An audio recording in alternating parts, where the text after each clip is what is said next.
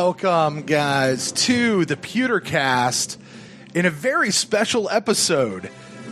Normally, this is the slot for the last 17 weeks where we have held our Instant Cast show right here on YouTube, also on Mixlr, and the season's over. So this is not a Instant Cast. However, we have the platform, we have everything up here, and this is a very special show. I am Brent Allen, your host, joined as always by my co-host Ren Daxt. Ren, how you feeling tonight, buddy? I'm good. I got 3 of the 4. I took all the dogs this week in the playoffs, wild card weekend. And who let me down? Who the Cowboys beat? Ravens? Was it not? Yeah, so no one cares. Anyway, I took all the dogs. I took all the away teams and only lost 1 game. But we'll see how that goes. But yeah, man, I'm good. You know, coaching search is chugging along. Looks like all the interviews are done. Might have a head coach, as early as Tuesday. Next Tuesday. Some would say, some would not. Right. Well, we are not necessarily here to talk about that, although, Ren, when that magic does happen and the Tampa Bay Buccaneers have a new coach, we are sure to talk about it, and we'll have a show covering all of that. But and that's more looking forward. This is a show where we're really looking backwards. For the last 2 years, the PewterCast has been in existence for 3 full seasons now, and this is the 3rd season. So the last 2, we have held an award show. In fact, Ren, the award show is a little bit significant in your history here with the show as well. It is, yes. After Brent couldn't find, I think I was the 3rd person, like Tony Dungy. I was the 3rd choice to come back and host again. I think that was my 2nd time coming on as a quote unquote guest during your 1st season, and we did the award show. And as soon as the award show ended, Brent said, "Hey, would you like to co-host with me next year?" And I said, "You want me to talk about Buccaneers football, and then you're gonna put it all together and put it out on the web for everyone to hear my genius?" That's what I said in my head. Right.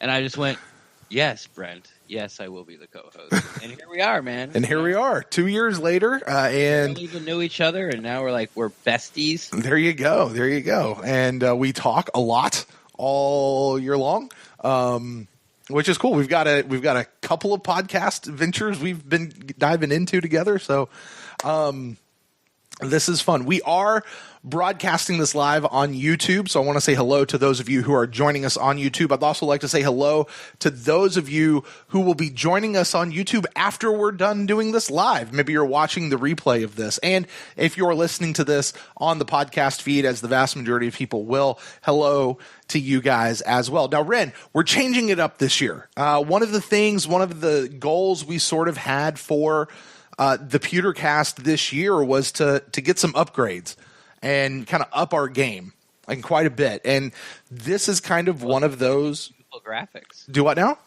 Just look at these beautiful graphics. Yeah, look at all these beautiful graphics. Thank you to our beautiful patrons. You guys have helped make all of this possible. And it's just fun. I mean, for those, this is still a podcast. At the core of what this is a podcast, and that is an audio medium, not a visual medium. However, we have been able to add some visual components that we didn't have before. We're able to interact with people a little bit more through YouTube and not tonight, but a lot of times on Mixlr. We're able to take phone calls. We'll not be taking phone calls tonight, but we're able to do all these things. And one of the things that's getting ready to happen is this little bar right down here, which normally has our phone number and everything scrolling up. We're going to be using that tonight, and that's going to be coming up tonight. So there's lots of fun things that we're able to do. But one of the things we said was, typically before in the past, we put out the I hate to call it a survey, but that's really what it was. The voting form, I guess, for people to use the voting form, and they could go out and they would vote. And the first year, I want to say we had somewhere around 1,000 votes. in and around there. The second year, last year, we had over 3,600 votes. So we more than tripled our vote count from the first year to the second year. This year, who knows how many we're going to get. My goal is 10,000 votes. So y'all vote. Vote. Tell your friends to vote. We'd love to get 10,000. That's kind of my goal for this year, which would be awesome. So one of the things that we decided to do this year, Ren, was not to just say, hey, there it is, everybody go vote, but to actually have a show where we get to talk about the nominees.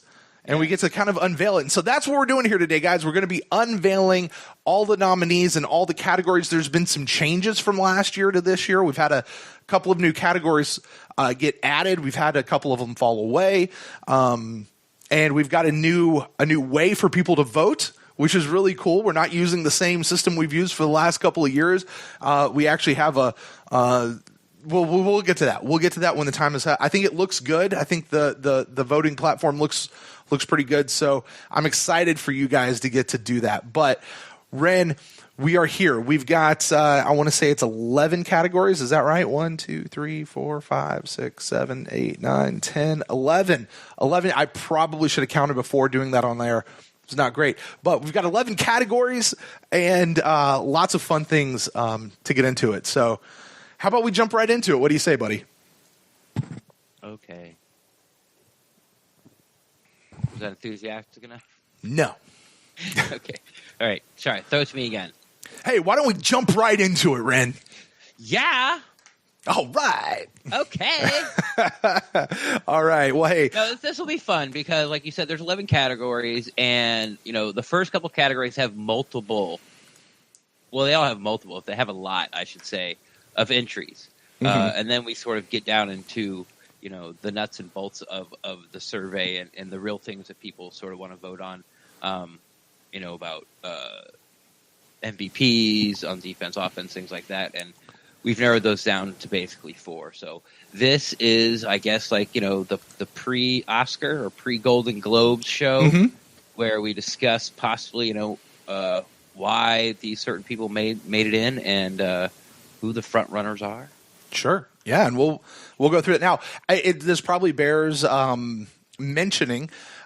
Folks out there should know that this wasn't just me sitting here in the room hacking out stuff on a keyboard, or even you and I. There actually is a nominating committee that we put this out there, and the nominating committee is made up of a couple of people of Bucks credentialed media and a couple of non-credentialed media. So that'd be people like you and I, Ren, but not you and I in this case. So a couple of those guys.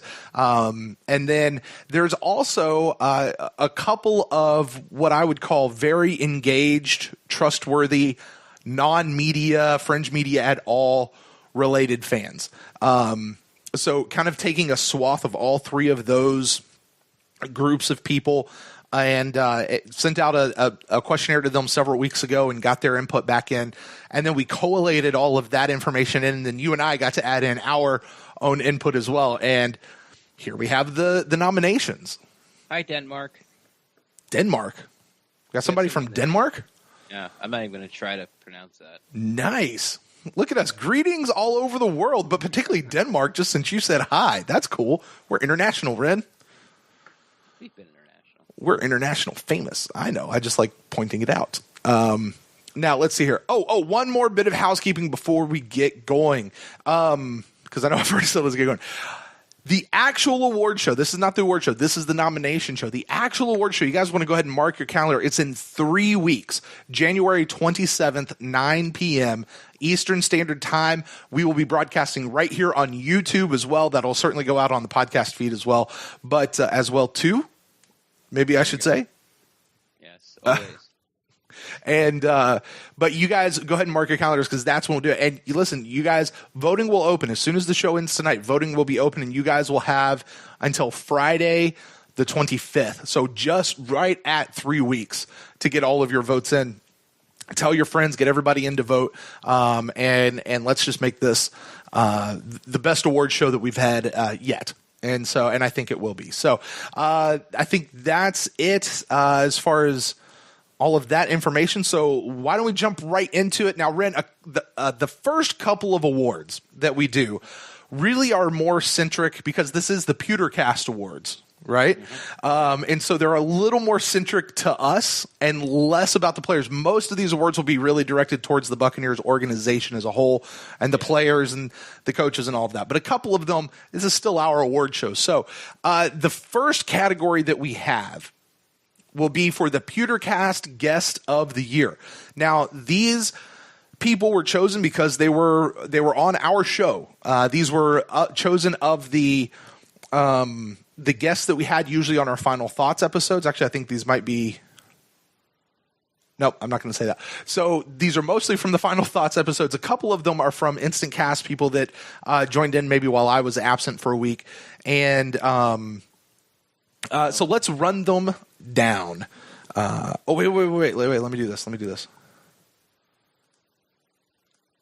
Boom. PewterCast Guest of the Year right there. All right. I'm excited for that. Okay.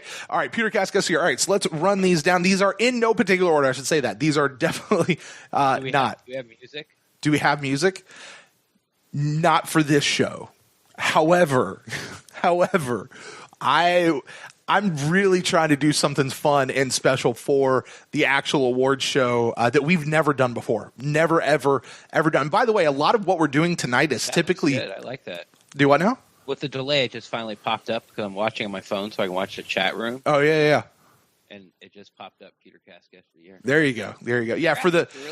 You did a good job on the graphics. Thank you. I appreciate that. For the people listening who aren't watching this, we actually have a little bar at the bottom of the screen that just popped up, PewterCast Guest of the Year, to let us know what we're talking about here. But these guys are in no particular order across the board through all of these categories. I've tried to mix them up. There's not, don't read into anything as far as who's first or last as we read them off. So here we go. Here's what we've got. We've got Rock Riley of sportstalkflorida.com. Obvious winner. We've got Rick Stroud of the Sports Day Tampa Bay podcast and the Tampa Bay Times. Also obvious winner.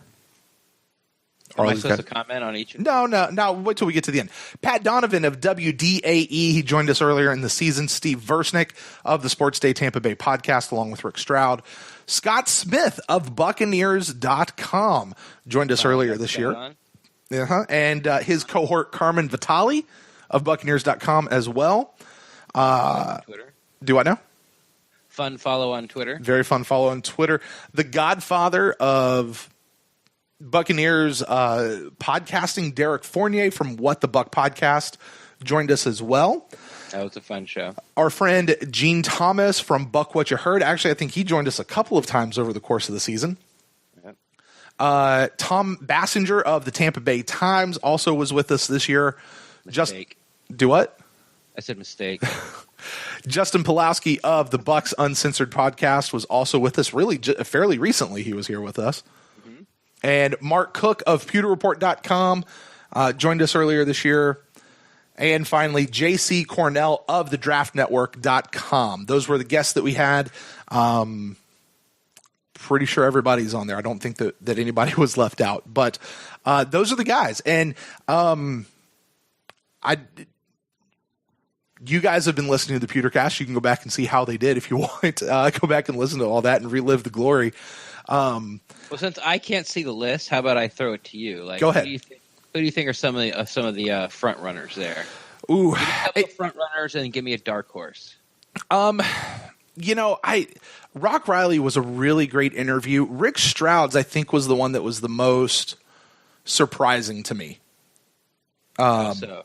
Do what? If you remember, like before we went on, we're like, oh, man, what am I actually going to talk about with Rick Stroud? Like, how are we going to do this? And Rock was like this too, but Rick was really, hey, Deshaun Jackson, go. And there's 20 minutes. Yeah. And it was just he was just so good and so gracious. And Rick is one of those that, I've been around the media, like physically been around them in various times over the last couple of years, and Ren, you have too. Rick is one of those guys that I've never actually had a personal interaction with until this interview, and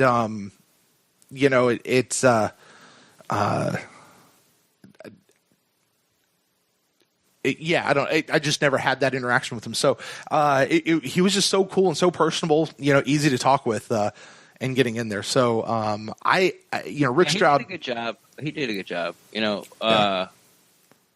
And the same went for me as far as Rick Stroud goes.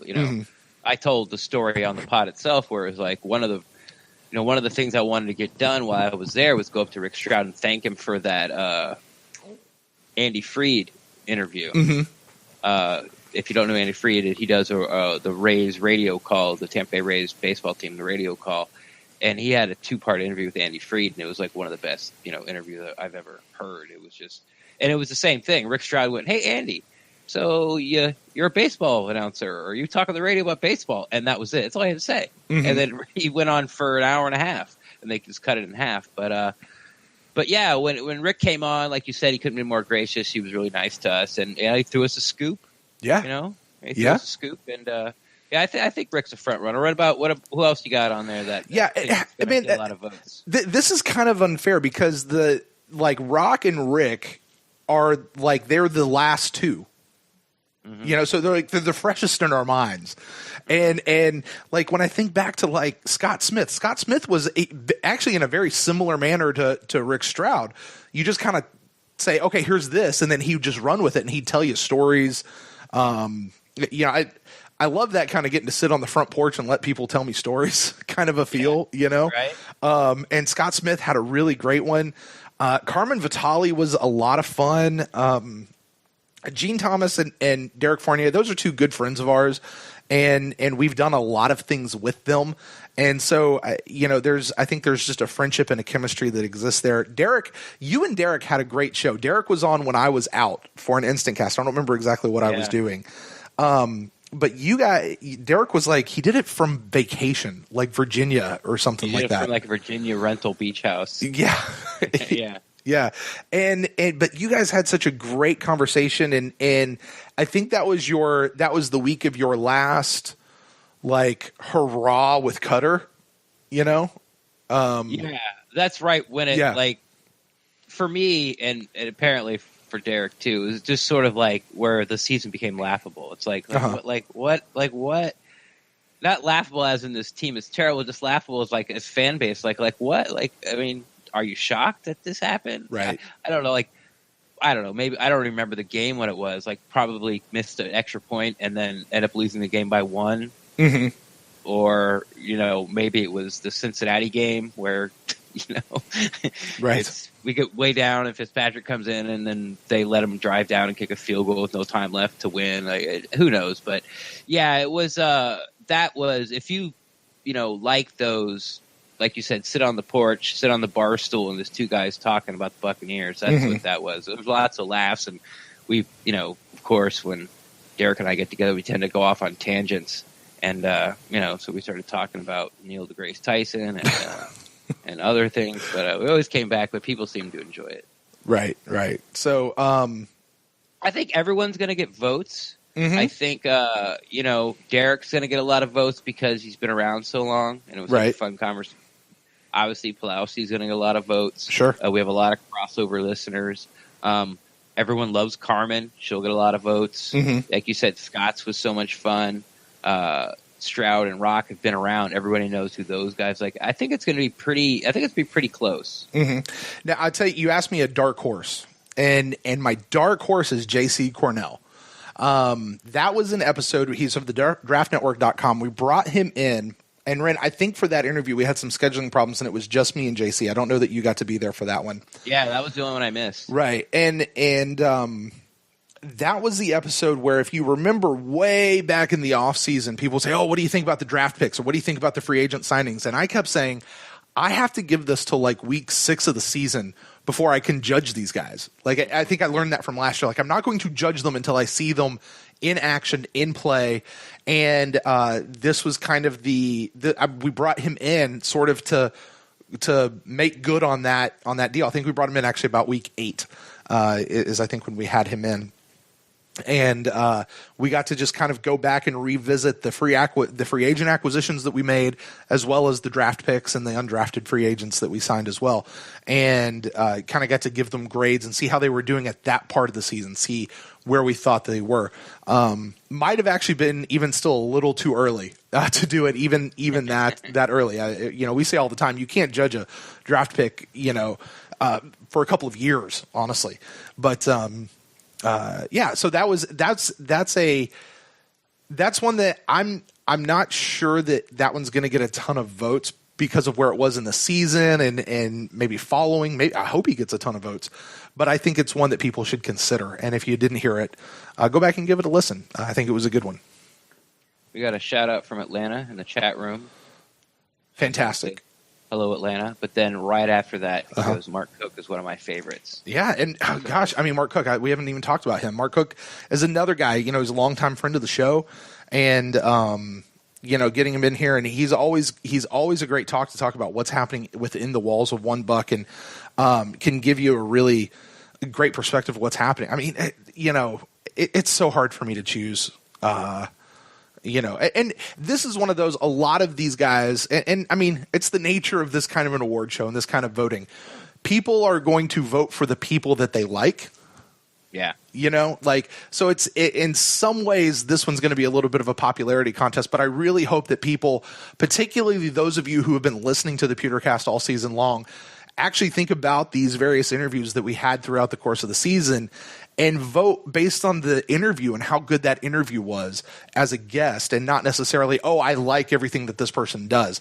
Like, really listen to what they did. Pulowski's is another one. I know there's a lot of people out there that are very divided. There's people that are very divided on Pulowski. He's a little bit of a polarizing figure, and he knows that. Don't shy away from it. Yeah, but he was a fantastic interview. That show that we had, and he was another one. Hey, let's talk about this, and we just that you talk about three guys sitting around talking football. That was that one. So PewterCast guest of the year. Let's move on. We are moving over to this is a fun one, Ren. Bucks podcast of the year. This one is to win. For your favorite podcast, guys. Listen, this isn't just about the PewterCast. This is about all of them that are out there, and these certainly had several votes, and we tallied them up. And so let's take a look and see who is nominated for Bucks Podcast of the Year. Of course, the PewterCast is on the list. Front runner. Yes, front runner. Win this year, I'm going to be really pissed. Yeah, so historically, What the Buck has won this. They actually won this 2 years in a row. The first 2 years, the What the Buck podcast won this. Spoiler alert, they are not in the nomination list this year. Why is that? Well, because Derek only put out like 2 or 3 episodes the whole season. And, if you follow his Twitter, he's kind of explained that here lately that and if you know him, I think you kind of get it. But he talks about how his passion account has been overdrawn. That's using his words, not mine. And he understands that there are the ecosystem, the Buccaneer podcast, fringe media thing has blown huge. It's just huge. And there's tons of great content that's out there now. And so he's allowing the new content. He's been doing it for 13 years. He's allowing the new content guys to fill that hole while he works on other things. He works a lot with the What the Buck charity. So he did not make the nomination for Bucks Podcast of the Year. But he certainly, he could still win the Guest of the Year if people want to vote for him there. Who else besides us who are going to win and better win? I don't know if we're going to win. I think we should win. Listen, it's our own award show. I know. Can we win our own? This is the one that always feels icky to me. No. Okay, so I don't mean to sound prideful, but here's the thing. Like we create a podcast that I would want to listen to. Like, that's the litmus test I think that we run things through. Like, if this is boring, if this isn't good, if we wouldn't want to listen to this, if we don't like to listen to the show, why would we create it? So I genuinely think that we have one of the best Bucks podcasts out there. I'm not just trying to be boastful about it. I just do. But we strive to do that, right? So anyway, we'll figure that out. But the PewterCast is on there. Also, In the Trenches with Ian Beckles, which was new to me. I don't know if this was his first year doing it or, but it's his second. Is it his second year doing it? I think so. So in the trenches, Ian Beckles, obviously he's a former Buccaneer. Really cool perspective, I think, that he brings to the podcasting realm.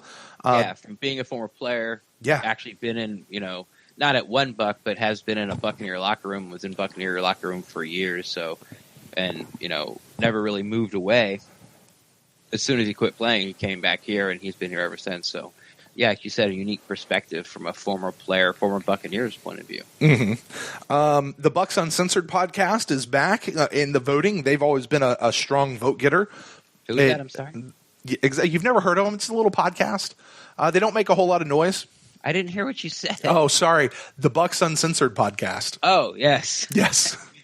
Small little podcast. They don't make a whole lot of noise. Yeah. You guys. Bunch of church mice over there. Right. It's Justin Pulowski. Of course, they're featured on JoeBucksFan.com. And the Stick Carriers and now the Bucks Mob fan groups and stuff that they have going on. So always a big one. The Pewter Nation podcast presented by PewterReport.com. And they've actually just got a shout out in our chat room here. So they did, and that's Pewter Nation's one of that's on my. There's so many podcast guys. There's no way I would expect anybody to listen to them all. I certainly can't. Pewter Nation's one that I personally listen to every single week as well. Actually, most of these are on there. Pewter Nation is there with Scott and Trevor and Mark. Mm-hmm. The Locked On Bucks podcast making a second year appearance on the show here. Actually got quite a few nominations for it. So with James Yarko and David Harrison. Thank you. Yeah, James and David. So they are back in. I feel like they've really settled in. Like they've got a rhythm to how they do their show this year. So look forward to them. The Ira Kaufman podcast is also there, also featured on JoeBucksFan.com. On the top 5 of Google Play anymore. Or 50. Or did I say 5? I meant 50. I meant 50. Yeah. Tough break for them, but I'm sure they're going strong. Well, we'll see what they can do here with the PewterCast Award Show. Fan voted, folks. Fan voted. And then finally rounding out this category, guys, I promise most of them only have 4 people. These are just the longer ones. Rounding out this category is our good friend Gene Thomas with the Buck What You Heard podcast. He and Michael Pless go at it, provide weekly stuff. Theirs is the only YouTube one, actually, outside of, I guess, what we do with the Instant Cast. I was just thinking that, next year we need to do a YouTube one. Oh, yeah, we should add that as a new category next year. You got Gene, you got, of course, Play Reaction. Yep. You got Mr. Bucks Nation, which got a shout out for Rookie of the Year over here in the chat room. The Salty Dogs didn't get a mention. Right. And of course, also someone shouted out they like the Cannon Fire podcast, and sure, there's so many. Yeah, Bucks and Brews. Guys, there's also the Spanish one, which is I don't speak Spanish, but from what I understand, they're a really good show. Yeah, I can't verify it at all because I just don't speak Spanish. But from the people that I know that listen to the show, they really enjoy the content that is put out by. And I think it's basically Fire the Cannons or Cannon Fire, just in Spanish, Cannon y Fuego or something like that. I think is their name. And then we got a UK Bucks podcast. Yeah, those guys. Podcast from across the pond. Yeah. There's the Free Stretch podcast, which has been out there. I'm trying to think if there. Oh, you know which one didn't get mentioned here was Sports Day Tampa Bay. Right, but that's more of that's a Rays Lightning. It is. That is true. That is true. I know some of the radio guys, they have I don't know. I don't know how you define the word podcast, but I mean, they call it a podcast. Where they take their radio show and cut all the commercials out and throw it up. Yeah, exactly. The Salty Dogs podcast as well. So there's a ton of podcasts out there, guys. Tons of them. These are the ones that were nominated by the committee. Exactly. That are Brent and I. Exactly. So, unless we didn't make it, then we probably would put ourselves in there. Which we didn't. People actually voted us back, but they were sending form back to the PewterCast. So Yes, exactly. top of mind, I guess, All right. To round out this sort of non-Buccaneers section of awards, let's move on with it. Well, I'm sorry, Ren, did you have anything you wanted to talk about as far as anything else you wanted to hit on with this one, the Bucs podcast? Of the year? We'd better win this year. I agree. I mean, I just want to win it. I feel like Susan Lucci over here. There you go. If you don't know who she is, Googler. All right. There we go. Do you know who Susan Lucci is? I have no idea who Susan Lucci is. Really? Yeah. All right. Now you got to tell us. All right. So we've been talking about now who's Right, Susan well, Lucci? Susan Lucci, she's been on this soap opera. Don't ask me which one it is. Since I've been a child. Okay. Like, she's been, I think her character's name was Erica. I want to say Erica Kramer. Okay. I can't believe this is all coming back to me. Wow. But she was nominated for a daytime Emmy for something like 20 years in a row before she finally won. So that's what I mean. I feel like Susan Lucci because we got nominated you got nominated year one. Uh-huh. We got nominated year two. Here we are in year three. Mm-hmm. I was a little hurt that we didn't win last year. We're probably not going to win this year. I got to tell you, last year, and I don't, I don't publish all the results or anything like that. Some things have to be kept private. But what the Buck won last year, but we were going back and forth with him last year, like down the stretch of the voting time. Like we would go in front, and then he'd go in front, and we go in front, and he'd go in front, and he wound up winning last year. So we should have just closed the polls when we were. Oh, we're in front. That's it. All right, call's done. We're out. It's over. Sorry, Derek. Shout out for Sports Day Tampa Bay. Says Thomas says it's his favorite. We're our second. There you go. Yeah. I'll take it. Someone talking about Ian. Oh, Craig and Vedas is in the chat room as well too. Mm-hmm. All right. All right. Category. Moving on. The next category is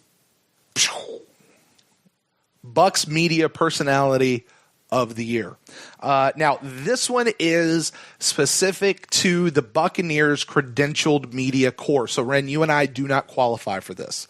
Justin Pulowski does not qualify for this.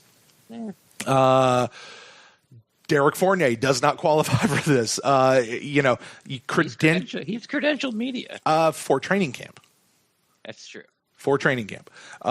So this really applies to people who have a desk in the One Buck Advent Health Training Care, whatever.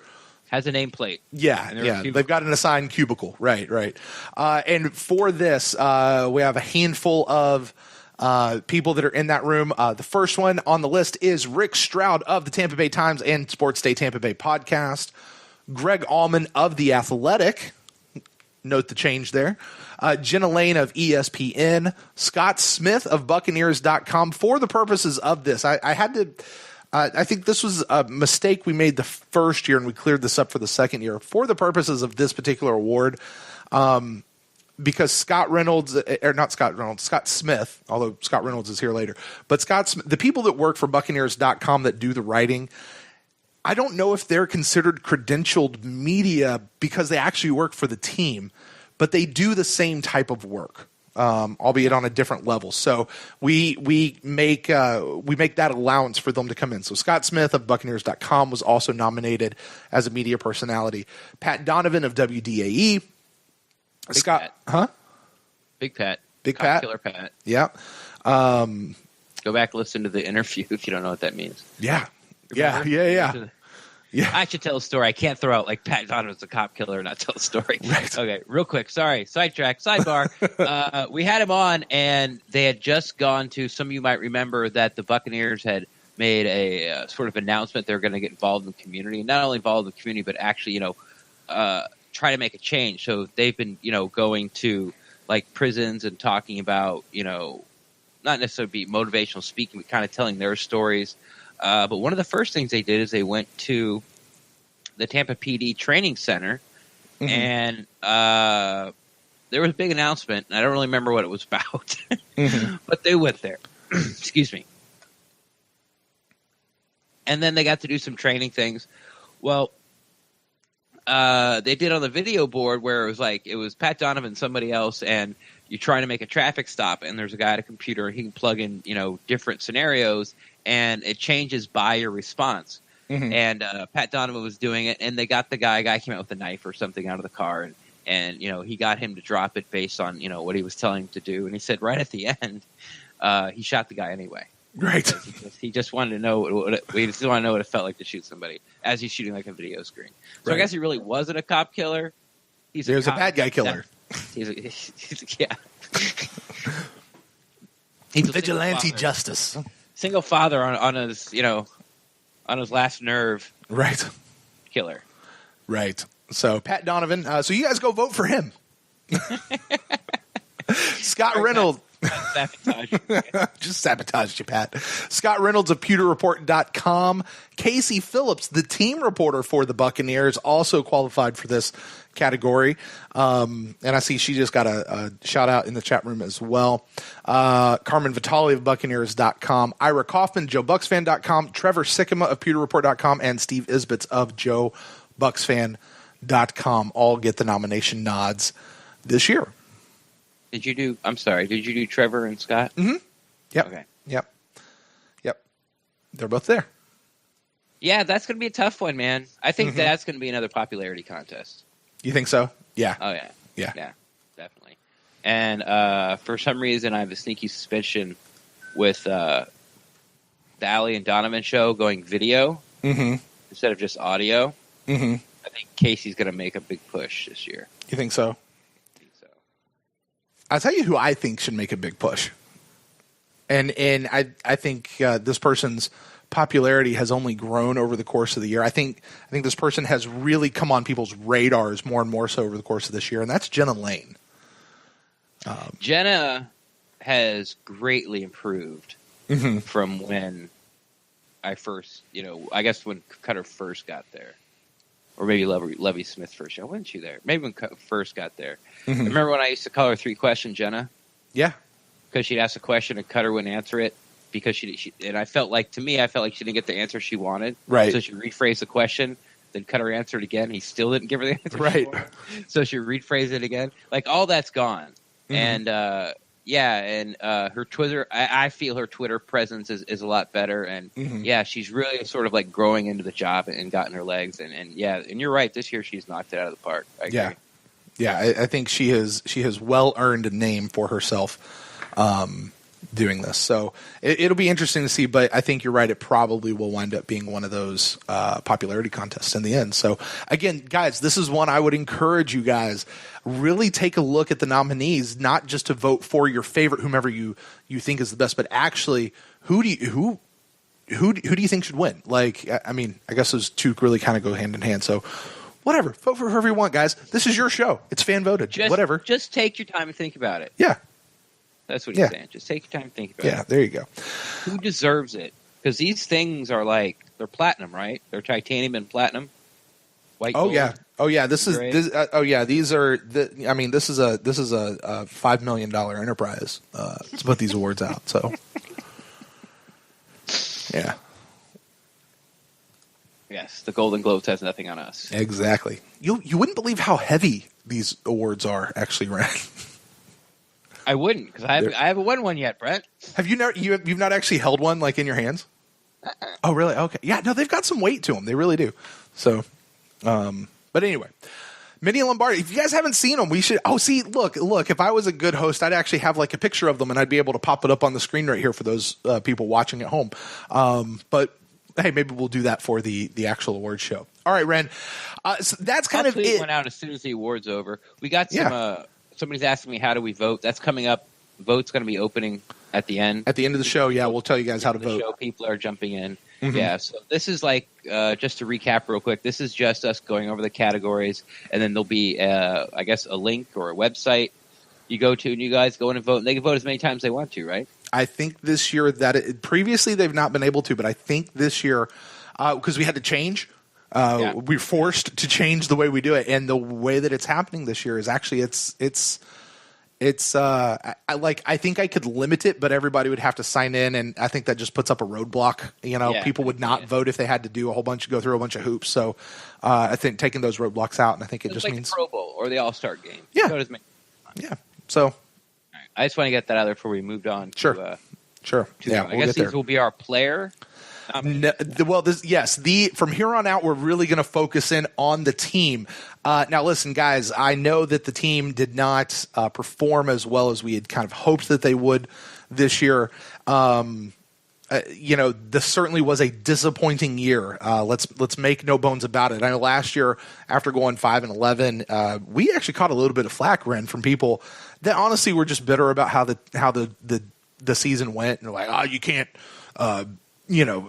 nobody gets an award for anything that happened this season. Well, no, listen, there were some really good things that still happened over the course of this past year, even though we wound up 5-11.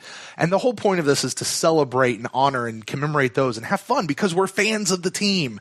And, these aren't moral victories. Like, some of these I think you guys will see are legit people that actually did good stuff. So let's get started. The first category that we're going to go to, this is going out to people in the building. Should we mention, Ren?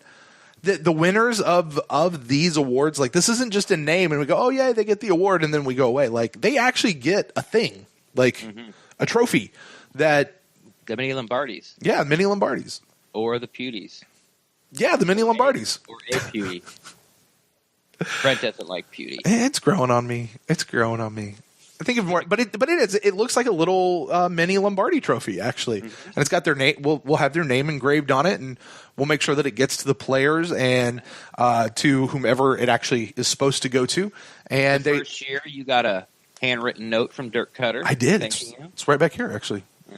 And then the next year, they were nice enough to take a picture of Levante David with one of his 6 Pewties he won last year. Right. Yeah, Levante swept the awards last year for sure. And they sent that to us, so the players do get them. Yeah, they do. And that was the question, I think, going into last year was like, did anybody actually get theirs? Because we weren't sure. Remember how excited we were when the first episode of Hard Knocks was on? Uh-huh. Because Cutter had gotten his for being coach of the year when he was the OC in year one. And now he became the head coach. And we knew they were going to show his office. Mm-hmm. And remember, we actually thought that actually might be in the back. Pause it. Let's look and see if we can see it on a shelf somewhere. Yeah. We were looking like it was going to be up there. But you also know that we went the time we got to go in the locker room. We were looking in the locker or trying to. Yeah, we were looking at the players' locker to see if anyone kept theirs up. Yeah. No, I will tell you one place I did finally see it though, Ren. I did finally see it pop up in the background somewhere. Was on one of the 3 episodes that Derek Fournier did of What the Buck this year. He had his back to back, just kind of sitting, the two of them right next to each other. So that was real nice. All right.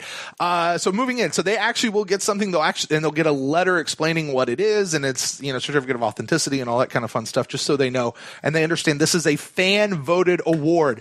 And the first fan voted award that we'll be giving out will be for the Coach of the Year. All right, Ren, Coach of the Year. Who do we got here? This is voted for the best Buccaneers coach from the 2018 season. Mike Smith is not on this list. Sorry, Daniel, over in the chat room. But making this list, and I think that every single one of these guys are very deserving to be on this list. Todd Monken. Asked the chat room if Dirk Cutter left his award at Goodwill. Oh, no. Maybe. Because it did have his name on it. So everything that had his name on it that had a Buccaneer logo was, or we don't have Buccaneer logo. I hope he caught it. I don't know. Maybe it's in the garbage can. Yeah. I wonder if because I was sitting there thinking about that. If it was me, because you get so many close, I would probably pick 2, maybe 3 pieces that I really liked, and then everything else because how many shirts can I have? The rain gear. Yeah, because that's expensive stuff. Sure, really nice rain gear. Yeah, but he's going to get rain gear wherever he goes next, and probably has it from where he's been before. So, it's. Where's he going next? Exactly. We don't know. We don't know. We'll see. We'll see. But I'm with you. Yeah, I'd probably do the same thing. I mean, I might not even have taken it to Goodwill. Mm-hmm. I might just throw it in the garbage, been all mad. Right. Just throw it in the garbage. Right. All right, let's get on with this. Coach of the Year. Nominees are in. There are 4 of them. Most of the rest of these categories will only have 4 nominees. Todd Monken, offensive coordinator, the true offensive coordinator this year. Mm-hmm. Mark Duffner, defensive coordinator, interim slash linebackers coach. Winner, by the way, of last year's Coach of the Year award. Yes, he could repeat. Brenson Buckner, brand new defensive line coach. And I call this the dark horse of this one. Wide receivers coach, Skylar Fulton. Mm-hmm. Yeah, this is going to be, you would think Todd Monken's going to jump out to an early lead, I think, on this. And then people start to think about it. I mean, Duffner, I think he's going to get some votes because he did do an over a touchdown, 8 points, I think, 8 points plus difference in scoring defense from 11 games that he coached compared to the 5 games that Mike Smith coached. He'll get some votes. Mm-hmm. Buckner, everyone loved in the beginning of the year. Mm-hmm. Then the defensive line wasn't really showing up. Everyone's kind of like, eh. And then at the end of the year, well, I guess would say not quite the end, but the middle part till the end. Well, I mean, was it as early as like week 8 or game 8, game 9, or was it really more towards like week 11, week 12 when they kind of started coming on? Well, they started coming on, I would say like 6, 7. Okay. Yeah. I mean, JPP came on strong. Right. But he was like the only one. You know, no one else was getting sacks, no one else was getting pressure. Then Nassib started to come on, you know, and then they did okay. And then once Villa started to pick it up, right, that's when they sort of took off. And then, you know, Curry came back from injury, and he showed up. But everyone loved Buckner. And then Skylar Fulton, man, like, I think this is only the 5th or the 6th time that a team's had 4 wide receivers over 750 yards. Yeah. You know, and first-time coach. You know, Mike Smith broke franchise record this year with him as his coach. Mm-hmm. You know, we talked about how he 6,000 yards, youngest first 6,000 yards. Mm-hmm. Sean Jackson for his South this season went near the end. Obviously, he had over 750 yards. Yeah. Hump's career year. Yeah. You know, and Chris Godwin, you know, what a great last game he had. He had those 2 bad games. Mm-hmm. But, you know, he had a real solid season, and then that last game he really showed. And the game before those 2 bad games. It was like, oh, D-Jax is out? That's okay. Chris Godwin will, you know, go for 100 yards, maybe catch a touch. We're still good. It's fine. Yeah. Right. Yeah, Skylar Fulton, I think, is, you know, he's a guy that I think a lot of people should give some strong consideration to, consider that wide receiver room and just how good they were. But I mean, certainly Todd Monken, Mark Duffner, Brenson Buckner, any of these guys, I think, would be a fine winner and well-deserving winner for Coach of the Year for the Tampa Bay Buccaneers of the 2018 season. I think it's going to be hard to beat Monken. Yeah. Yeah. Really yeah. It's, I mean, you know, say what you will, it's still a historic offense, right? Not just for the Buccaneers, but for the league as a whole. So, yeah, and here's the thing about Monken, you know, don't forget. Remember what happened the one game that we know of anyway, where Dirk Cutter took back play calling. Over 500 yards of offense. And how many points? I don't remember. 3. Oh, that's right. 3 points. 500 yards, 3 points. And Todd Monken went, what'd you take it back for? And then he got back in, you know, we had to have averaged 28 points a game on offense. I don't know what we actually did, but it's got to be around there. I don't remember. Yeah, it's okay. We don't have to look it up right now. But we're 12. I think it was something like 26. 27. Close. Well, the scoring really dropped off when Jameis first came back because he was worried. Like I've talked about in previous pods where he came back, he was like, just don't turn the ball over. Right. So he's checking things down or eating the ball or running it and not taking the chances. And then, like I said, that last game that we played, even though we lost, I thought, 4 touchdowns and 340 yards, whatever he threw, was sort of the perfect mixture of him being aggressive and checking down and running, like taking care of the ball. Like that's, I think, what we can hopefully see going forward. Not necessarily 4 touchdowns, but that type of game from Jameis. When he first came back, it was almost like you could see him willing himself not to put the ball in a bad situation. Right. And then as it sort of clicked off, the more games down the road, you get more comfortable with it. Plus, and then we played like really 2 good defenses late in the Ravens and the Cowboys. Next award, we are moving on to the off the bench player of the year. This is an award that we give out for a player that was not the starter at the beginning of the season or when they got signed. Maybe this was a mid-season signing and they weren't necessarily brought in to be a starter. But they made a really big contribution to the team over the course of the season, and maybe they actually earned a starting role. So just because they earned a starting role later does not negate them from being able to win this award. But this is basically somebody who came in, proved their worth, and made a big deal, a big contribution back to the team. The nominees for this category are, Ren, Carl Nassib, Andrew Adams, Vita Vea, and Jordan Whitehead. That's a tough group. It's a strong group. Yeah. I think Adams is gonna. I think his chances are slim. Really?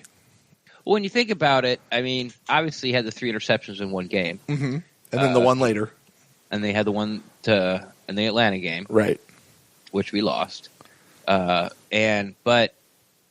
I think with all the praise that Cutter gave Nassib, and what a find he was, I think he's going to be a strong front runner. When Vivea, finally got over his injury, finally got in there, and then finally realized that he's bigger, stronger, and faster than everybody on the field. Well, not faster than everybody, but bigger and stronger than everybody on the field. He really started to come on, and all that bus talk and a lot of the Derwin, if not all, a lot of the Derwin James talk went away. And then Whitehead, who was, pushed in to duty because of injury, he, you didn't really see him make a big splash as far as in coverage, but man, he comes downhill and fills the hole. Yeah, for sure. So I think Andrew Adams is he's, I guess, the dark horse, I guess. No, I'm going to go with, I think Nassib's going to win. I think he's a front runner. And then I think Whitehead will be the dark horse. You think so? I think Nassib and Vea are going to split the sort of like the bulk of the votes, the front runner votes. Yeah. And then the people that don't want to pick the obvious choice, but still a really good choice. I think Whitehead might sneak in there for number 2. Yeah.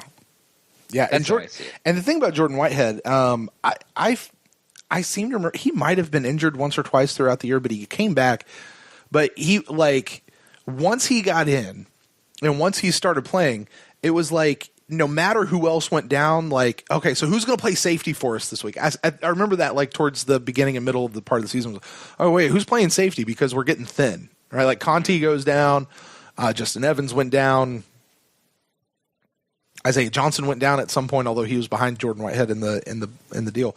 He's going to go, okay, wait, who's the other guy? Oh, yeah, Whitehead. Oh, yeah, it's Whitehead. Oh, yeah, Whitehead's going to be there. Oh, we still have Whitehead. So there's a real consistency factor to him.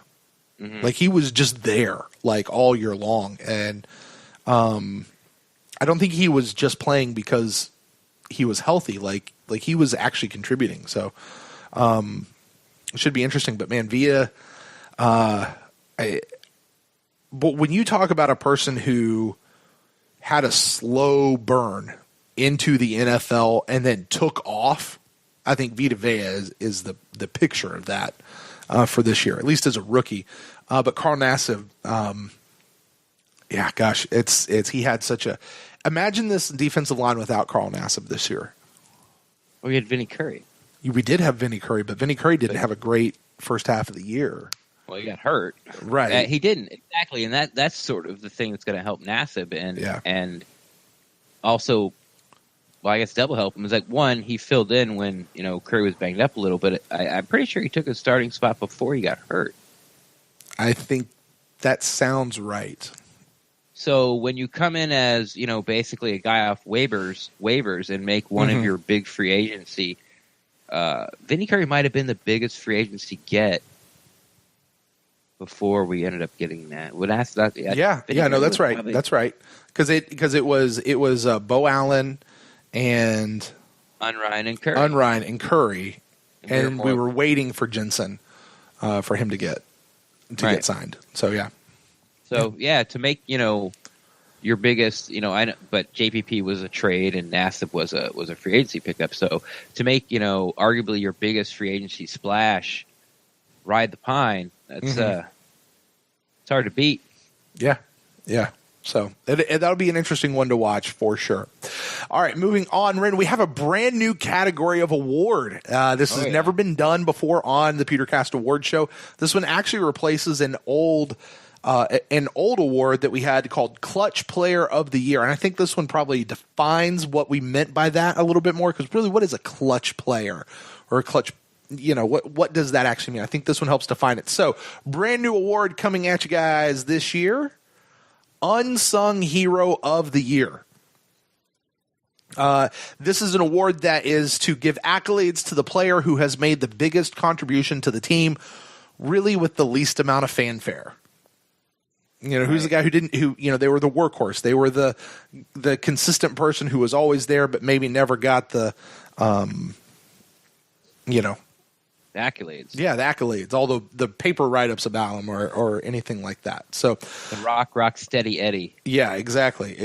Now, nominees for this category are, we have 4 of them: Peyton Barber, running back; Ali Marpet, offensive guard; Adam Humphries, wide receiver; and once again, Carl Nassib, defensive end, making the list.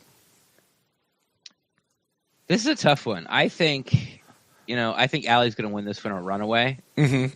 Because popularity? I think, because he's one of our best players on offense. Well, he's one of the best players on the team. Yeah. But I think this is the only one he's nominated for. It is true. This is his only category. Yeah. So this is the shot to throw your love behind Ali Marpet. But I think Peyton Barber deserves a good look too. Mm-hmm. Like, he would be my other one. I think Nassib's not going to win this one just because the categories are arranged. If they're flip-flopped, I think you'd have a better chance, but I think a lot of people I just voted for Carl. Right. So why? Yeah. And then who was the fourth one? Adam Humphries. Adam, and I think Ali. I think it's Ali in a runaway. Yeah. I feel like Hump and Barber are going to split that sort of vote. I think Nassib's going to tank. Yeah. And see, Ali's all the way. Here's my thing, and I mean this was these were the top four gets from the nominating committee. And that's why these 4 here. But the Adam Humphries one is one where I personally sit back and I kind of go, did he really do it to the least amount of fanfare? Like, because every time Adam Humphries caught a pass, we're like, man, he's so good. Man, he's so great. The commentators on TV would be Adam Humphries. I guess he's that kind of what you said. No one talks about that we're talking about. Right. He's that steady Eddie. And we're all sitting here going, he's going to get paid this offseason. He's good. He's not going to command Mike Evans level money, but I mean, is it unreasonable to think that he might pull what Deshaun Jackson was going to pull this past year? Could he get $10 million? Yeah, sure. No, you don't think so? No. I heard somewhere earlier today, and I very fleetingly glanced over it, that somebody was looking at it around like the 10.4, or maybe he was valued at 10.4 or something like that. They were saying he was valued at 10.4 million a year. Okay. So I don't know. We'll see. It only takes one team. Yeah, exactly. I wouldn't pay $10 million for a slot receiver. Fair enough. And well, yeah, I don't want to sour anybody on that. So yeah, Adam Humphries. But but when you talk about that guy who's that steady Eddie, he's always there. He's he's that kind of blue collar worker. Yeah, and when you got guys on your team like Sean Jackson and Mike Evans, yeah, it's easily overlooked. Sure. So, I think he definitely belongs in this one. It just was the one that kind of gave me a little bit of the most pause. So we'll see. We'll see how they go. But you're right, Ali Marpet certainly. And Peyton Barber. I mean, gosh, you make a strong case for any of these guys. So, yeah. All right. Moving on from that, next category. This one is fairly self-explanatory, but it is Free Agent of the Year. Now, this one, we said this is a free agent acquisition that has been signed during the 2018 league year. This is open to people that were freshly signed. A lot of times those names come up to the Ryan Jensen, the Vin Currys, the Mitch Unreins, those guys. But also don't forget, there were some people who went to free agency last year that were actually on this team, but they still went free agency and we re-signed them anyway. So those guys obviously are still free agent signings that we managed to get back to the team. So here are the nominees for free agent of the year. Ryan Jensen, Andrew Adams coming in middle of the year, Cairo Santos, also a mid-year free agent signing, and wait for it, the surprise that might make some people, especially people who aren't watching this show later, to know why he's there, Ryan Fitzpatrick. Although it makes all the sense in the world, Ren. It does, yeah. You kind of forget, since he was on the team the year before, that the Bucs had to re-sign him this year to bring him back. Uh-huh. And, he won FedEx Air Player of the Year the first 2 weeks. First 2 weeks, he threw over 400 yards in the first 3 games. Set an NFL record for that. Yeah. Started us off at 2-1. Yeah. Came back and almost won the Cincinnati game. Yeah. It's listen, when people start making T-shirts and wearing fake beards or whatever to emulate you, like when you get an entire segment on Good Morning Football that people are dressing up like the way you dressed up, like you had a hell of a year as a free agent signing, right? Yeah. And then Andrew Adams, the second president of the United States. I think he's sort of underappreciated. People remember him for his interceptions, but him be able to come in and sort of play that third big safety when they were doing 3 safeties because of injuries, and keeping the team competitive and keeping at least the team in games. He was always seemed to be around the ball. Yeah, and he was a really nice pickup for us. Right. I think if you remember with Adams specifically, or at least I remember for me, and I don't remember at what point we signed him. I want to say it was around week 4, week 5, somewhere around there. And he came in, and like you would look up and you'd see his name on the screen, like on the back of a jersey. And you go, Adams? Who on this team is named Adams? Who's that guy? Who is that guy? But he kept turning up, like you kept seeing him. And you're right. We're going to remember him for for that 3 interception game. And we'll remember him for those kinds of things. But, I mean, almost kind of even like the last category with that unsung hero. Like, he has been real steady during his time as a Buck. And, to the point that it makes me sit back and want to go, hey, we probably should try to re-sign that guy and at least get him back into camp next year. Just want to address a question in the chat room. Why isn't JP in this category? Good question. Because he's not a free agent. Didn't qualify. He was a trade. Yep. And right when I said that, everyone in the chat room let him know. Yeah. And to be fair, just waited. No, but to be fair, Ren, I think you and I had a very brief conversation about whether or not. I think I was like that. I was like, "Where's JPP?" Yeah, you're like, he's a free agent. I'm like, "Oh yeah, right." He's a trade. And I mean, we had do we give him a caveat? Because a win, right. And I think our thought was no, like this really is for the free agents that came in, and JPP. Trust me, guys, he's going to get his in this award show. It'll be okay. It'll be okay. Here comes the JPP train. Right. It'll be there, but and then you get Ryan Jensen, who certainly was the big signing. I mean, the big signing of the year. Which, by the way, his dad was a guest on our show earlier this year. Didn't make the nomination list.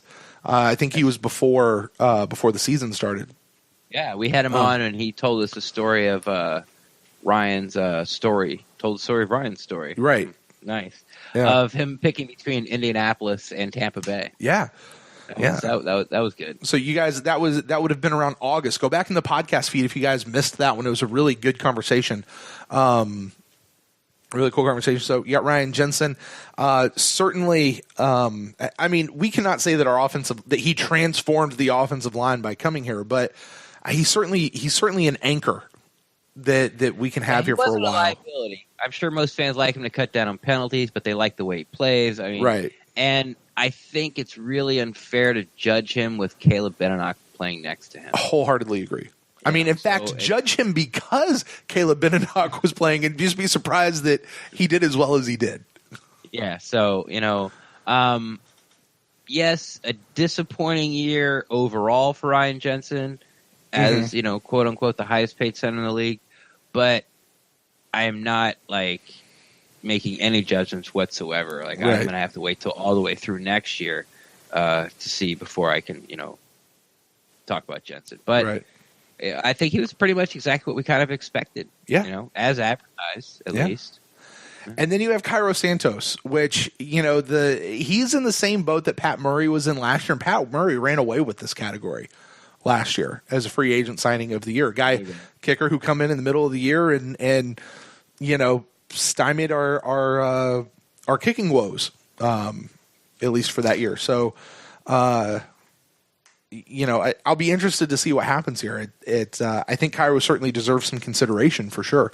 But we'll see. We'll see going up against these other guys because these are four really good nominees. All right. I just got your text that you sent me at 9 p.m. Nice. Hey, for anybody out there, I sent Ren a text at 9 p.m. and I asked him, "Hey, did you get my text?" He said, "No, what text?" And it's now 10:20. Apparently, he just now got it. Just got it. There it is. Interesting. All right, next category, next award we are giving out. We're getting down here towards the nitty-gritty, towards the end here. The big awards.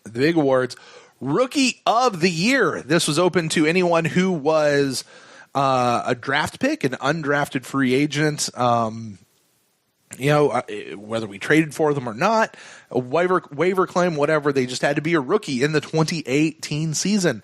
Somebody who did not qualify for this one, in case people are wondering.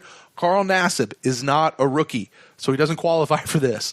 But the people in this one is only a 3-person award, or a 3-person nominating group, I guess. The 3-person race. Yeah, 3-person race. And in this group, in no particular order, Jordan Whitehead, Vita Vea, Carlton Davis III. Yeah, as someone in the chat room has already put in there, no Rojo. Not Rojo. Yes, big surprise. Rojo. Haven't seen enough of him. Yeah. MJ Stewart was also nominated, but we pulled him out just because we knew he wasn't going to win. And we wanted to see, sort of who really how the fans feel about these three guys, because these were the three guys. Yeah. Justin Watson, I think they threw to him once in that last game. I think they actually threw to him, but I think Jameis short hopped it or something. So you can't, and Kappa didn't play enough. So you got Kappa, Rojo, and Watson, and then Sitchy, who played, I think, one game. And got injured. Got injured. So these are the three guys that made the biggest contributions. MJ Stewart also got injured. So I think this is going to be Vita Vea in a runaway. You think it'll be a runaway? See, I don't know, because I'm watching the chat room right now over in YouTube, and all three of these guys have people stumping for them almost equally across the board. So I think this one's going to wind up being neck and neck, really down the line. But we'll see what happens. So, we'll see what happens. It should be interesting. I think all three certainly can make a case. All right, Ren. The next one on the list, I don't know why defense always goes before offense, or is low. No, but I mean, you always talk about offense and then defense. But that being said, the next category, the next one is our Defensive Player of the Year. This is a big award that will go out. It's not any bigger, any different than any of the other ones. It's just more important though. Sure, if we say so. But here is the question. Yes, because who is the MVP of the defense in the 2018 season? For that, we have 4 nominees, and the 4 nominees are, can anyone out there guess? Can you guess? All right. 4 nominees are Gerald McCoy, Levante David, Jason Pierre-Paul, and Carl Nassib. Yeah. All right, here's my first question. Sure. Levante David would be defending his title with this one because he won this one last year. Right. Do you think Levante David's gonna repeat? No. I think JPP, with the strength of getting 10 sacks and breaking the curse, I think this is JPP's award to lose. Yeah. NASA was a nice story, but I don't think anyone really broke down his game about how really good he was, because he came in as sort of a nobody. Right. He was cut by the Browns. Like, you don't really have to say more than anything. Right. You were cut by the Browns, and you got picked up. So, Levante David, steady Eddie. Yeah. And then McCoy, and I know we had a discussion about this back and forth about putting McCoy in there. We did. But he did, whatever you feel about PFF, I've always. I'm sorry, for the record, before you go any further, folks, for those of you who listen to the PewterCast, particularly the very last episode, the email episode we just put out on our final thoughts, I just want you to note who is making this case right now, who is saying this. So go ahead, Ren. Go ahead. Tell us why Joe McCoy should win Defensive Player of the Year. No matter what you feel about PFF, and my relationship tends to be, if I agree with them, then they know what they're doing. If I don't agree with them, then they don't know what they're doing. Mm-hmm. So, but they came out the other day, and the highest graded player on the defense for Tampa Bay Buccaneers, Joe McCoy. There you go. So, we know he didn't make captain this year. We know he didn't make the Pro Bowl this year. He's not even an alternate. Mm-hmm. There's something like 10 defensive tackles this year that has more sacks than he does. Of course, you can't. That's just a splash stat. Mm-hmm. And with the PFF as sort of my ammo, I push for McCoy to be in here. Yeah, and I'm glad you did, because listen, here I haven't gone back and done the big film study to check it out, but getting booed. Do what? Getting booed. I can. My guess is that Gerald McCoy probably had a bigger impact than we realize. Than probably even like to the point that most people who are not on the field, not in the huddle, knowing exactly what play's called or how he's working or what he's doing in in that particular play, like what his role is. My guess is he probably had a much bigger impact than we have given him credit for. And by we, I mean collectively as a fan base for the season. Well, if you remember, way back before the season started, I was pounding the drum like, everyone's talking about JPP and Vita Vea, and this is before we knew, might have been before he was hurt, but people were talking like that side of the line, like that's, oh my God, those guys, watch this. And then we had Bo Allen to spell them and, watch JPP. And I said the other side of the line, I said, that's where the magic's going to happen. Yeah. Like the Gerald McCoy and Vinny Curry, like McCoy's going to be able to let Curry be one-on-one all the time. Right. And if Curry does his job, that's where the magic's going to happen. Right. Now, you know what happened? It wasn't Curry. It wasn't Curry. It was Nassib. And look who's already been nominated like 3 times. Actually nominated in this category is Carl Nassib. So, I think it's right that Gerald McCoy, and I really hope that the voters out there really sit back and consider not voting for Gerald McCoy. not voting for Gerald McCoy, because I think there will be a lot of people coming up, Gerald McCoy, he didn't do anything, I'm not going to vote for him. And I really hope that they consider not doing that, actually considering their vote. But my prediction, if I'm looking into a crystal ball, wait, can I do this? Like, do we influence the vote when we do it like this? Who cares? I don't care. I think JP. I'm with you. JPP, it's his to lose because he can do stuff at this point to lose the vote. I don't know, but it's. I guess all one of the media people say, in my opinion, this job is Bruce Arians to lose, and I'm like, how's he going to lose it? Like, because he's going to not let Chris Richard do a bad interview. Like, what can he do to lose it at this point? Like, it's not his. Like, I guess he could turn it down. I guess, yeah. I don't know. I guess JPP could say, no, I'm not going to take that word. And then we'll give it to him anyway because it's got his name on it. Come out tomorrow and say, Bucs fans are the worst fan base I ever played for in my life. And that includes USF that only used to put 18,000 people in the stadium. That would probably lose him the award. For the record, Ren, in the chat room, they say, I take my booing back. Ren has a good point. Oh, all right. I wasn't didn't hurt my feelings. All right. All right. Well, guys, moving on, rounding this out here. The next one should be obvious where we're going. Offensive Player of the Year. Once again, we have 4 candidates, 4 to really choose from. I think there's one who's going to run away with this one, but we'll see. The choices are the nominees for Offensive Player of the Year: Mike Evans, O.J. Howard, Ryan Fitzpatrick, and Jameis Winston. Yeah, I think this is Mike Evans to lose. I can't argue with you on that. I mean, God, Mike Evans had a hell of a year this year, didn't he? Yep. We talked when we were talking about Skylar Fulton. We brought it up how he broke the. He is, by the way, the leading receiver all time in yardage for the team. This year, he broke the single season all time in yardage, and then of course we talked about how he's fast. He's the youngest player to get 6,000 yards. Plus, I think he's only one of 2 people left to get 1,000 yards in his first 5 seasons. Yeah. If he does it the next 2 years, he'll be standing by himself. If he does it next year, it'll be him and Moss. Yeah. So yeah, this is going to be a blowout. Yeah. Winston, had his ups and downs, had his, really downs, got suspended. Fitzpatrick, same exact thing, just take away the suspension. Right. He had some really great weeks and some not. Yeah. There was no in between with that guy. Right. There was no in between with that guy. Right.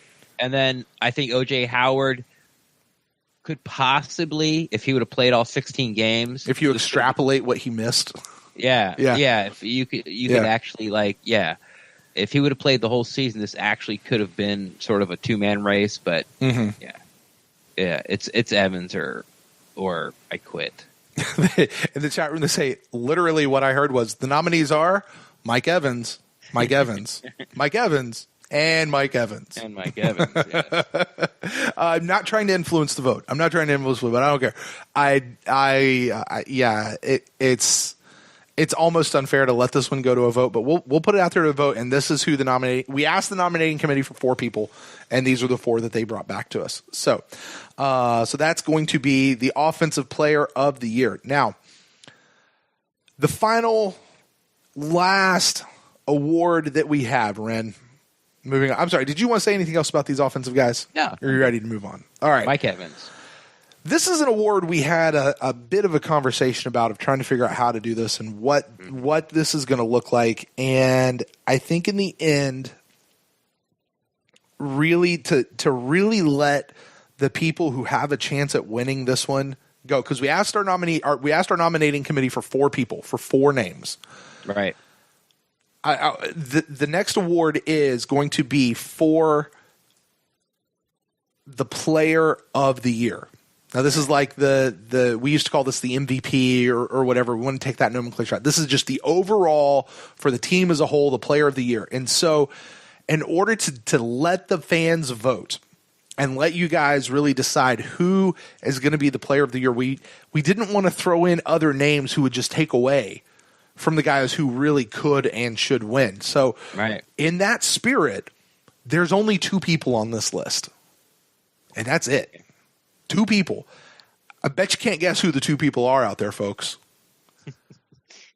JPP and Mike Evans. That's who you get to choose from. That's it. No write-in votes. Yeah, absolutely. So, and that's no offense. That's no slight to anybody else. It's just those 2 guys had such strong performances on each side of the ball. When we look at both of their categories individually, we said these are going to be the guys that run away with it. And I think they will. And you know what? The voters out there, there's four nominees in each of those other 2. You guys could absolutely surprise us. And we'll be watching that. But, I think when it comes down to the end of it, we're really going to let these 2 guys duke it out and see who's going to come out on top. So, if anyone is still feeling like JPP might be slighted from that Free Agent of the Year award, don't worry about it. Like I said, he's taken care of. He's up for other awards. So, Ren, thoughts on the 2? This is going to be fun. Like, I'm really glad that we took I don't even remember who the other 2 were.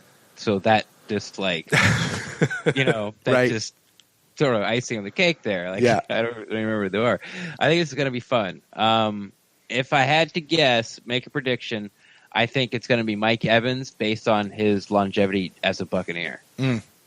You know, people just feel more loyal to Mike Evans because we drafted him and he's been excellent through these 5 years. And some fans might see JPP as a mercenary, even though he was all in this year, man. Mm-hmm. And he played his tail off and he played great and absolutely deserves to be in this. But I think it's going to be back and forth. I think it's pretty close, but I think it's going to be Mike Evans in the end. I agree. Yes, I'm with you on that. But man, you know, you make such a strong argument for JPP across the board. So it should be that one will be a real interesting one to watch because you know JPP comes in with I think he brings such a leadership model. Like you remember back when they were withholding the captainship vote during the year, and one of the things that we were saying was one of the reasons why they're doing that is because they're allowing Jameis to come back and actually allow him to be voted or not voted.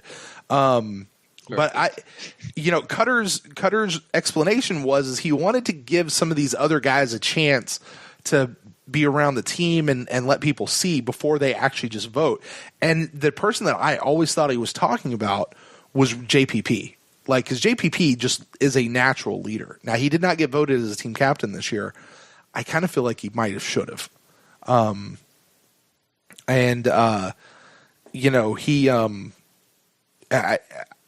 I hope people. I agree with you what you said about Mike Evans and his longevity with the team and all of that. And you can make a real strong case for why Mike Evans was a bigger, more important player to this team than JPP. But I think JPP also makes a real strong case for why he should win this award.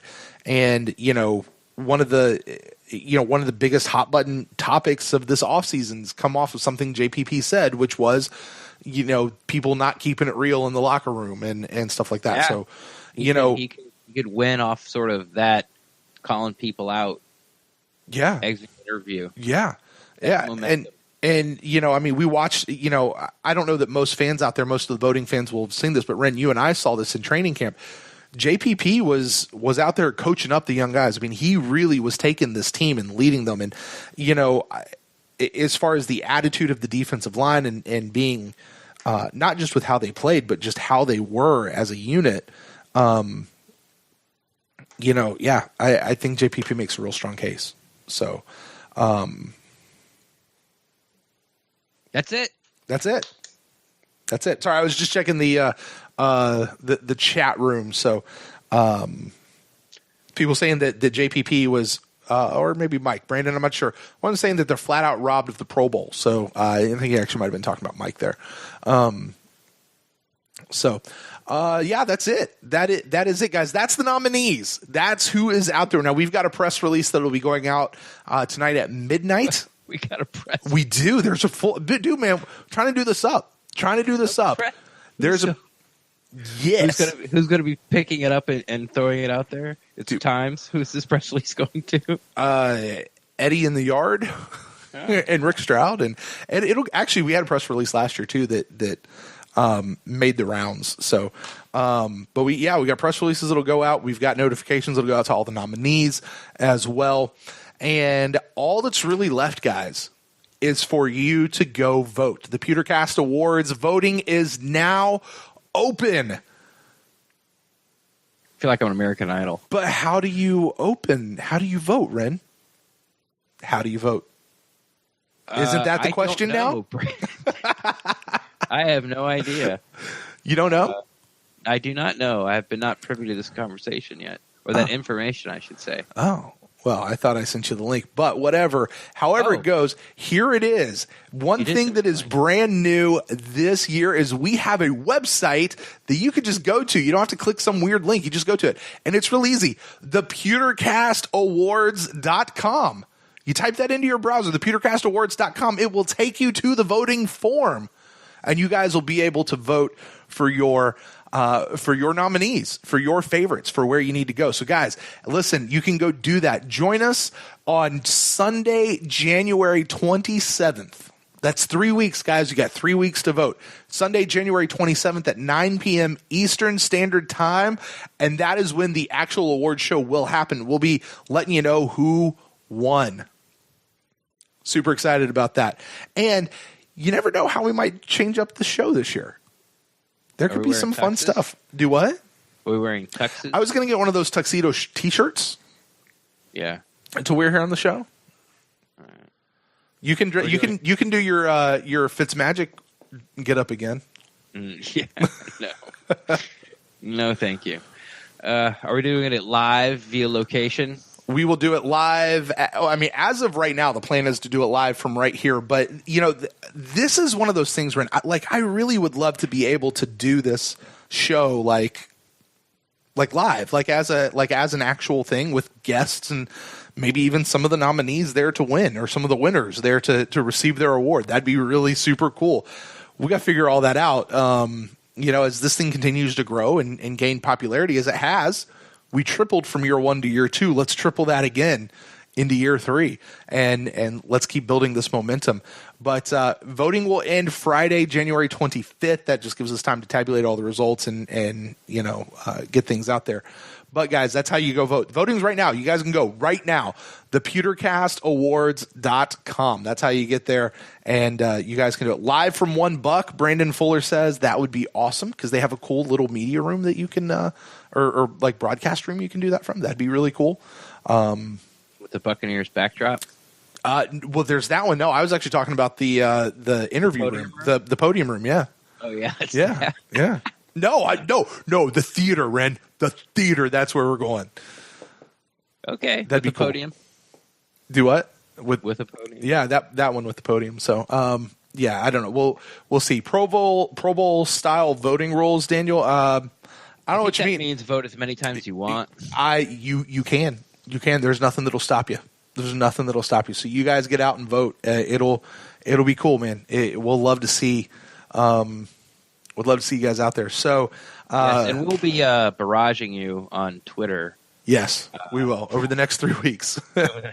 So you will get very tired of seeing the link. Yes, and who knows? Maybe we'll pop up on some of our fellow Buccaneer podcast / YouTube channel shows talking about it as well, trying to get the word out. So you guys make sure, listen, for those of you who've joined us for this nomination show, particularly those live on YouTube and you've made it through the show, this show's going on about an hour and a half.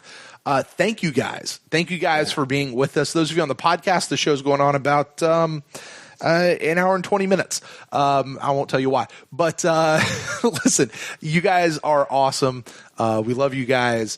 And I can't wait. For this awards. This is a highlight of my year, Ren. It really is. Outside of everything else that we do. I can tell you made new graphics. You got a website up. I'm you're really excited. I do. I love this. I love this award. This is I don't know how awards become a thing, like how the Oscars became a thing, or how the Grammys became a thing, or how the Nobel Prize became a thing. But at some point, somebody just had to say, "Hey, I'm going to give out an award," and we're Bucs fans. No matter how the season goes, good, bad, ugly, beautiful, whatever. One of the people in the chat room says we should get the Pewties, the fans, and you know what? There's something to be said for that. Hour and a half of this. Yeah, and at least probably another hour and a half for the actual award show itself. So, we'll see. True hero. Do what? True hero. They're the true heroes. Guys. Listen, long-suffering Bucs fans, short-suffering Bucs fans, whatever, guys. It's a fun show. I enjoy it. So, we'll give these out. And here's the thing. To my knowledge, to the best of my ability, and I'm pretty plugged in. This is the only fan-voted award show related to the Tampa Bay Buccaneers that's dedicated to the Tampa Bay Buccaneers. And you can receive all kinds of awards from other people, but to me, as a performer, I have a performance background. The idea of fan-voted stuff, those are the ones I think that always mean a little bit more to me. Yeah. For sure. So. Because that's what you're doing it for. Right. It's like the People's Choice Awards. Yeah, exactly. I've never voted for a People's Choice Award. Shame on you. Actually, not shame on you. Do you know what I voted in earlier this year? The Nickelodeon Kids' Choice Awards. You did? I did. I do every year. I have since I was 8. All right. I've done it every year. I've never stopped. So I'm a kid at heart for whatever. All right, guys, this show's gone off the rails. PewterCast Awards, the 3rd annual PewterCast Awards show. That is coming up January 27th. You guys want to make sure you join us right here on YouTube. And who knows, maybe a few other places as well. Who knows how this show's going to go. It's going to be a good one. You guys are going to love it. We're going to love it. But this is the nominees. You guys can go do that. The PewterCastAwards.com. That's how you vote. And with that, Ren, why don't we get out of here, buddy? Tell the folks out there where they can get a hold of you and say, why the heck did you not put this person in the nominees form? All right, 2 things. One, I think next year for sure we got to do a YouTube channel award. We got to separate the pod and the YouTube channel. Sure. I think we should do that. And also, next year, I think it should be thepewties.com. Thepewties.com. There you go. Well, the PewterCast Awards is good for 2 years, so maybe in 2 years. All right, there you go. Best place to find me is on Twitter, because Facebook is dead. Bring back all the old things, Brent. We are entering the golden age of Buccaneers football. Don't laugh. We are. Right. Bruce Arians is our new coach. Let's go. Let's do it. He's going to be. I don't really know that for sure as of right now. Yes, I do. I'm always down to talk some Buccaneers football, but if you don't feel like, putting your question out there for everyone in Twitterverse to read it, you can always slide in my DMs, and I will talk Buccaneers football with you there as well, too. Everybody take a drink. If you guys want to get in touch with me, you can find me at Brent Allen Live across Twitter and Instagram. And if you want to get in touch with the show, you can find us at the PewterCast on Twitter and on Facebook. And shoot us an email to thepewtercast@gmail.com. And vote. Go vote. We'll say it one more time, www.thepewtercastawards.com. Maybe we can also get the pewties.com and just have it redirect to the same spot, Ren. They could go either way. We should look into that. Anyway, guys, with that, you guys go vote. Votes open until Friday, January 25th. We'll talk to you guys. I'm sure we'll have some show come out before then, Ren, because we've got a head coach who's going to come to Tampa here real soon. We'll want to talk about that, and there's lots of other stuff. So, guys, there's a couple people I want to talk to, like JP Peterson starting up his podcast. Yeah. Trevor seems to be sort of halfway moving on from Pewter Report. Mm-hmm. And so, going to be focusing on the Draft Network guy. The draft, and we've got our guy hooked up for our draft guy. Yep. And I just want to go ahead and say this. This is what I told him. A guy named Ben Solak. He works for the same site that Trevor does, and John Ledgerd and Kyle Krabs and Joe Marino. It's J.C. Cornell, PewterCast Award nominee for PewterCast Guest of the Year. Of the Draft Network. I always want to say TDN, but it's not. Yeah, it's TDN. The Draft Network. His name's Ben Solak, and I've contacted him, and he said he'd be more than happy to come on. He filled in for John Ledgerd with Trevor when John was out, and I really liked his energy. I liked his takes and stuff. And the reason that I went with Ben instead of Trevor is because we're going to know Trevor's takes. Right. Like, we're going to hear Trevor on the Pewter Nation podcast. We're going to read what Trevor thinks in his cover threes. And so having him on the show to talk about the same stuff that he's been telling the Buck fans, I just thought it would be cool to get a different voice in. So, we've got a guy all lined up for our draft show. So, we're already planning, man. Yeah. Should be good. So, guys, listen, lots of fun stuff coming out here, too, you guys, from the PewterCast. We do have an off-season schedule, although we are definitely downshifting, and I'm excited for that, for one. But, guys, until next time, go vote often. Tell your friends, guys. Please tell your friends and get people out there. Let's go voting, and let's give away some awards. Until next time, guys, we'll close the show out as always. Go Bucks. Nickelodeon polls are still open.